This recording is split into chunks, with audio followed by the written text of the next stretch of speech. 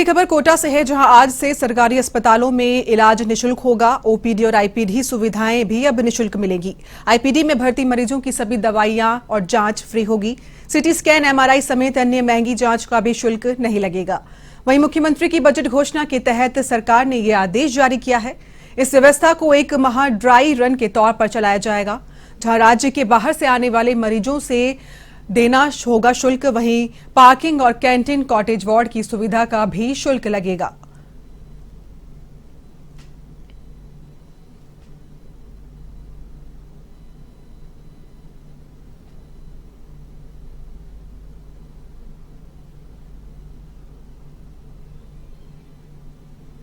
इसी खबर पर ज्यादा अपडेट के लिए हमारे साथ जुड़ चुके हैं फोन लाइन पर सहयोगी प्रणय विजय जी। प्रणय, वित्त वर्ष शुरुआत हो चुकी है आज से, तो ऐसे में ये आईपीडी और ओपीडी की सुविधाएं जो है वो निःशुल्क की गई है। बजट के बाद क्या कुछ और घोषणाएं, योजनाएं रहेंगी जिनकी शुरुआत आज से हो चुकी है?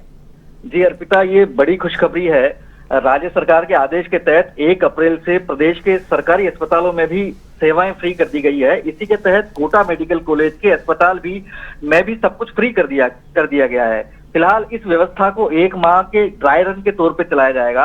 इस अवधि में जो समस्याएं सामने आएगी उन्हें दूर किया जाएगा। अस्पतालों के अधीक्षक गुरुवार को इसी की तैयारियों में जुटे रहे। कोटा के दोनों बड़े अस्पताल जैसे एमबीएस और जो है एमबीएस व एनसीएमएच के आदेश में इसका व्यापक इम्पैक्ट होगा, जबकि जेकेलोन व रामपुरा 2 अस्पताल हैं, उन पर ज्यादा असर नहीं हो पाएगा, क्योंकि वहां पर पहले से ही ये सेवाएं फ्री हैं।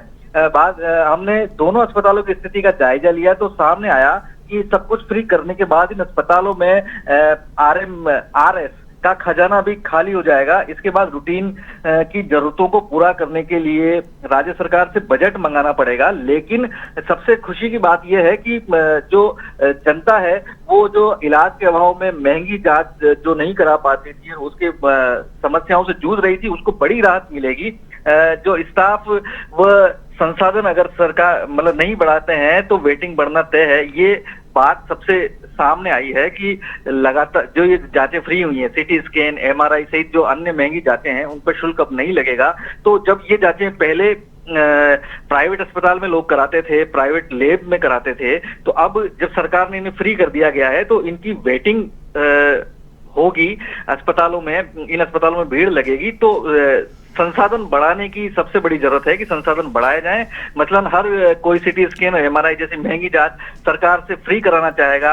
ऐसे में मरीजों की संख्या बढ़ेगी और एक मशीन पर दिन भर में उतनी जांचें नहीं हो सकेगी। ऐसे में डेट दी जाएगी और मरीजों को वेटिंग झेलनी पड़ सकती है। तो अस्पताल प्रशासन इसका भी समाधान कर रहा है, मशीनें बढ़ाने पर जोर दिया जा रहा है। डॉक्टर विजय सरदाना जो प्रिंसिपल है मेडिकल कॉलेज के, उनसे हमारी बात हुई थी तो उन्होंने यही कहा था कि ये अभी 1 महीने के ड्राई रन के तौर पर इसे चलाया जाएगा। जो समस्याएं सामने आएगी उनका निदान किया जाएगा, मशीनें बढ़ाई, सुविधाजनक स्थिति से रूबरू कराया जाएगा, ज्यादा सुविधाएं दी जाएगी।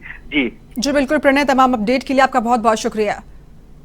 तो कोटा में भरतपुर एसीबी टीम ने कार्रवाई करते हुए वरिष्ठ मंडल वाणिज्य प्रबंधक अजय पाल को 20,000 रुपए की रिश्वत लेते रंगे हाथों गिरफ्तार किया है। अजय पाल ने ये रिश्वत अपने कर्मचारी की चार्जशीट माफ करने की एवज में ली थी। मामले में एसीबी ने एक दलाल को भी गिरफ्तार किया है। एसीबी की यह कार्रवाई तड़के 3 बजे तक चलती रही। अजय पाल को आज अदालत में पेश किया जाएगा। एसीबी ने बताया कि भरतपुर रेलवे स्टेशन पर खानपान निरीक्षक पद पर कार्यरत हेमराज मीणा ने शिकायत दी थी कि अजय पाल ने उसे 16 मार्च को एक चार्जशीट थमाई थी। इस चार्जशीट का जवाब उसने 28 मार्च को दे दिया था, लेकिन इसके बाद हिंडौन स्टेशन पर कार्यरत एक खानपान वेंडर महेश कुमार शर्मा ने फोन कर उससे कहा कि वह उस अजय पाल से उसकी चार्जशीट माफ करवा देगा, लेकिन इसके लिए उसे 20,000 रुपए देने होंगे। हेमराज इस पर राजी हो गया, लेकिन इसके बाद हेमराज ने मामले की शिकायत भरतपुर एसीबी से कर दी।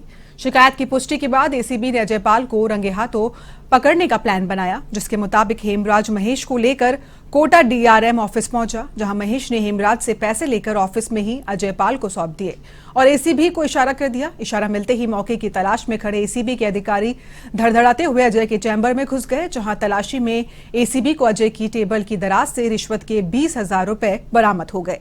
रकम बरामद होते ही एसीबी ने मौके पर ही अजय पाल और महेश को गिरफ्तार कर लिया।